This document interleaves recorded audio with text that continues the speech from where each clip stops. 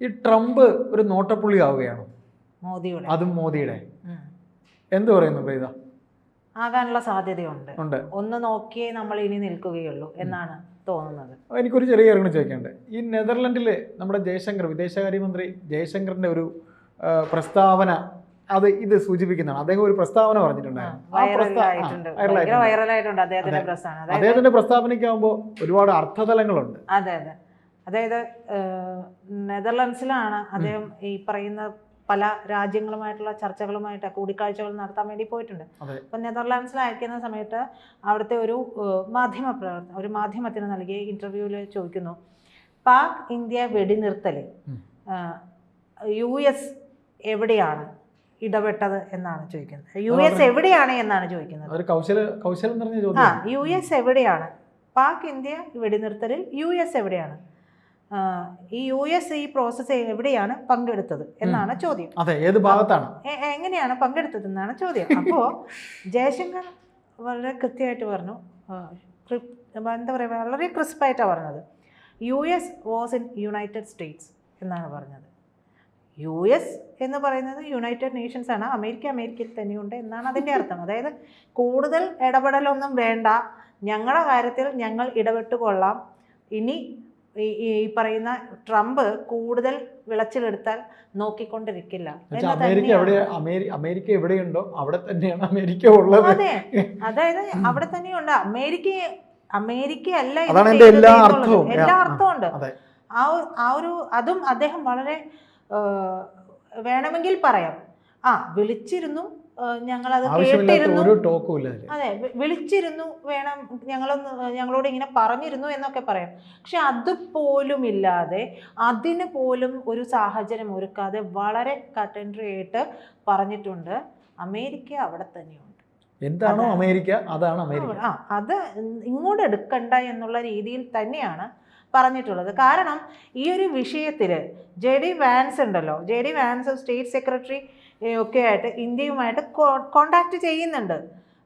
അതായത് പാകിസ്ഥാനെ നേരിട്ട് ഒരിക്കലും ഈ വിഷയത്തിൽ വെടിനിർത്തൽ വേണം, അല്ലെങ്കിൽ ഈ ഒരു തിരിച്ചടി നിർത്തണമെന്നുണ്ടെങ്കിൽ ഒരിക്കലും പാകിസ്ഥാനെ ഇന്ത്യയോട് നേരിട്ട് വിളിക്കാൻ പറ്റില്ല. കാരണം കയ്യിലിരിപ്പ് അതാണ്, തീർച്ചയായിട്ടും ഒരിക്കലും ചോദിച്ചു വാങ്ങിയതാണ്, ഒരിക്കലും പറ്റില്ല. മധ്യസ്ഥ ചർച്ചയില്ലാതെ ചോദിക്കാനുള്ള ഒരു ഇതില്ല, അത് വേണമല്ലോ, അതിനൊരു ആർജവം വരണമെങ്കിൽ നമ്മൾ അത് ചെയ്യാതിരിക്കുന്ന ഒരു നല്ല. അതെ, ചോദിച്ചു വാങ്ങിയതുകൊണ്ട് നമ്മളോടൊന്നും പറയാൻ പറ്റില്ല, ഡയറക്റ്റ് വിളിക്കാൻ പറ്റില്ല. അപ്പോൾ നേരെ US ആയിട്ട് നമ്മൾ വളരെ അടുപ്പത്തിലാണ് എന്നുള്ളത് കൊണ്ട് തന്നെ US-നെ വിളിക്കുന്നു. അങ്ങനെയാണ് അവർ വിളിച്ചിട്ട് ഇങ്ങനെ അറിയിച്ചിട്ടുണ്ട് എന്ന് പറയുന്നത്. സോ അപ്പോഴും നമ്മുടെ ആൻസർ ഒന്ന് തന്നെയായിരുന്നു. നമ്മൾ എന്താ പറഞ്ഞത്? നമ്മൾ പറഞ്ഞത് അവർക്ക് വെടിനിർത്തൽ വേണമെന്നുണ്ടെങ്കിൽ അവിടെ നിന്ന് ഇന്ത്യയെ വിളിക്കണം, ഇന്ത്യയുമായി കോണ്ടാക്ട് ചെയ്യണം, ഞങ്ങൾ തമ്മിലാണ് സംസാരിക്കേണ്ടത് എന്ന് തന്നെയാണ് പറഞ്ഞത്. അതായത് വെടിനിർത്തലിന് അവർ തയ്യാറാണെങ്കിൽ അവർ വിളിക്കട്ടെ, ഈ കാര്യം പാക്കിനെ അറിയിക്കുക മാത്രമാണ് ആകെ ഈ US എന്ന് പറയുന്ന രാജ്യം ചെയ്തിട്ടുള്ളത്. അതെ, അത് മാത്രമേ ചെയ്തിട്ടുള്ളൂ. എന്നിട്ട് പിന്നെ വെടിനിർത്തലിന്റെ ഒരു എന്താ പറയാ, അതിന്റെ ക്രെഡിറ്റ് ട്രംപ് അടിച്ചെടുക്കുന്നത് എന്ന് പറഞ്ഞാൽ വളരെ നാണം കെട്ട പരിപാടിയായി.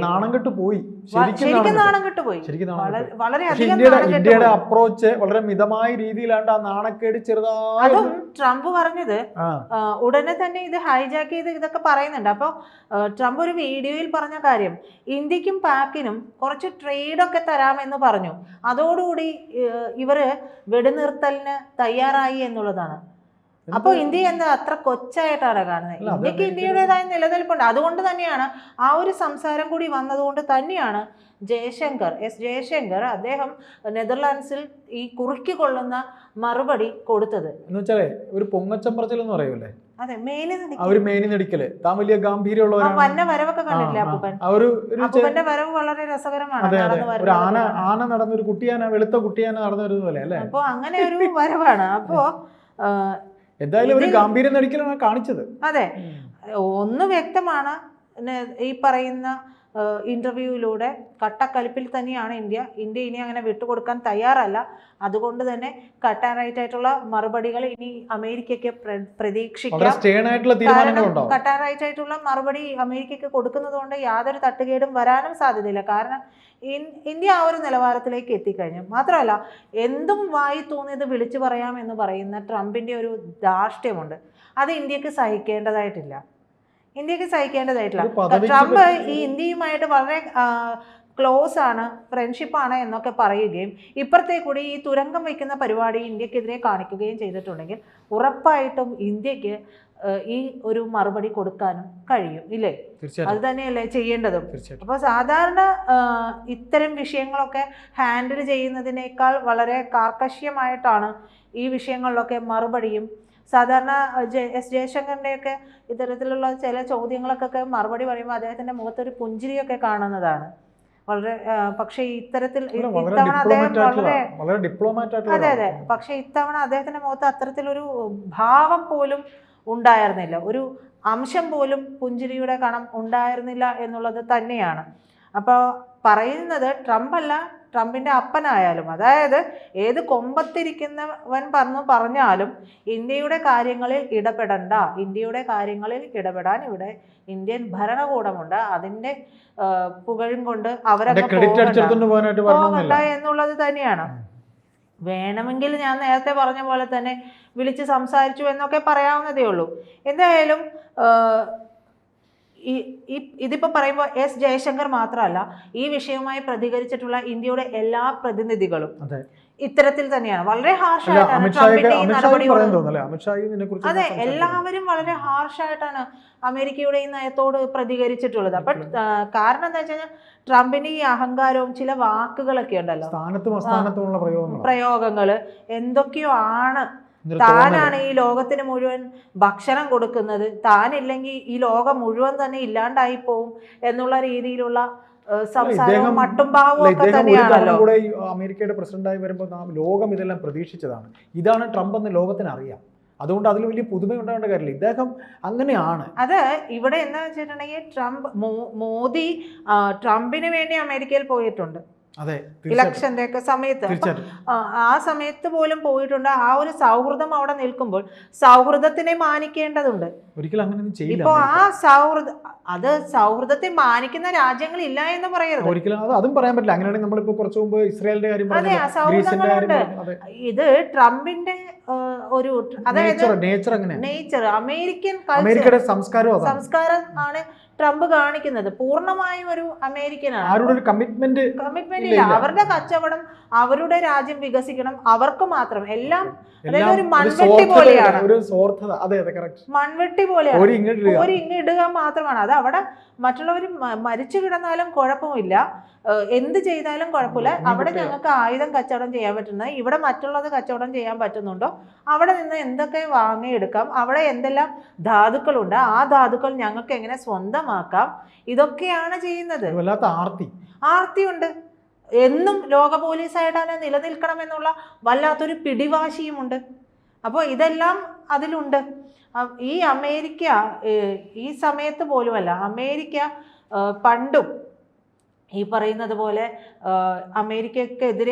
അമേരിക്ക നമുക്കെതിരെ നിന്നപ്പോൾ പോലും നമ്മൾ ഭയന്നിട്ടില്ല. അന്ന് ഇന്ത്യ ഒന്നുമല്ലാതിരുന്ന ഒരു സമയമായിരുന്നു. അപ്പോൾ ഇന്ന് നമുക്ക് കഴിവും പ്രാപ്തിയും ഒക്കെ ആയ സമയത്ത് നമ്മൾ അമേരിക്കയെ ഭയപ്പെടേണ്ടതില്ല. ഒരു നയത്തിൽ തന്നെ നിർത്തിയാൽ മതി, അവിടെ നിന്നാൽ മതി, ഇങ്ങോട്ട് കൂടുതൽ വരണ്ട എന്ന് തന്നെയാണ്. അതെ, ഒരു അടിച്ചു പൂസായിട്ട് എന്തും വായി തോന്നിയത് പറഞ്ഞു കഴിഞ്ഞിട്ട് അയ്യോ നമ്മള് സൗഹൃദമല്ലേ എന്ന് പറഞ്ഞു കഴിഞ്ഞാൽ ഇനി അതൊന്നും ഇനി നടക്കാൻ പറ്റില്ല. ഇനി അങ്ങനെ തലയിൽ കയറി നിരങ്ങാൻ അമേരിക്കയെ പോലെയുള്ള രാജ്യത്തെ ഒന്നും ഇന്ത്യ വിടുന്ന പ്രശ്നം ഉദിക്കുന്നതേയില്ല. അപ്പോൾ വെടിനിർത്തൽ പ്രഖ്യാപിക്കുമ്പോൾ ആ രാജ്യങ്ങളാണ്, ഏത് രാജ്യങ്ങൾ തമ്മിലാണോ വിഷയമുള്ളത് ആ രാജ്യങ്ങൾ തമ്മിലാണ് സംസാരിക്കേണ്ടത്. ആ രാജ്യങ്ങൾ തമ്മിൽ സംസാരിച്ച് അവർ തമ്മിൽ ഒരു ധാരണയായി അവരാണ് പ്രഖ്യാപിക്കേണ്ടത്. അവരാണ് പുറമേക്ക് പറയേണ്ടത് വെടിനിർത്തൽ പ്രഖ്യാപിക്കുന്നു എന്ന് പറയേണ്ടത് ആ ആ രാജ്യങ്ങളിൽ ഏതെങ്കിലും ഒരു രാജ്യമാണ് അതെ, പറയുന്നത്. അതൊന്നുമല്ലാതെ ഈ തരത്തിൽ അല്ലാതെ ഈ ലോക പോലീസ് ചമയുന്നതിന്റെ ഭാഗമായിട്ടാണ് ഇടയ്ക്ക് കയറി ആ ഇന്ററപ്ഷൻ എന്ന് പറയുന്നത് അതുകൊണ്ടാണ്. ഞങ്ങളാണ് എല്ലാം എന്ന് കാണിക്കാൻ വേണ്ടിയിട്ട്, ഞങ്ങളാണ് എല്ലാം എന്ന് കാണിക്കാൻ വേണ്ടിയിട്ടാണ്. ആ നിലപാട് ഇനി ഇന്ത്യയുടെ അടുത്ത് നടക്കില്ല എന്ന് തന്നെയാണ് എസ് ജയശങ്കർ ആ പറഞ്ഞു വെച്ച വരിയിലൂടെ നമുക്ക് വായിച്ചെടുക്കാനും കഴിയുന്നത്.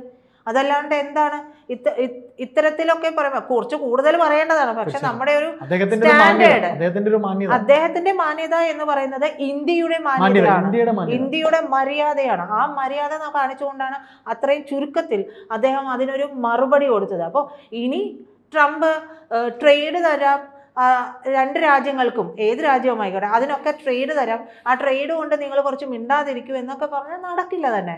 അതുകൊണ്ട് അമേരിക്ക, അതായത് സത്യത്തിൽ ട്രംപ് ചെയ്തത് എന്താണ്, മറ്റൊരാളുടെ കുഞ്ഞിൻ്റെ പിതൃത്വം ട്രംപ് ഏറ്റെടുക്കാൻ ശ്രമിച്ചു എന്നുള്ളതാണ്. നാണം കെട്ട് നാറി, പൂർണ്ണമായിട്ടും നാറി. ഇനിയിപ്പോൾ കുറച്ച് നാളത്തേക്ക് വാ തുറക്കാതിരിക്കില്ല എന്ന് പറയാൻ പറ്റില്ല. കാരണം ട്രംപ് അങ്ങനെ ഒരു രീതിയായിപ്പോയി.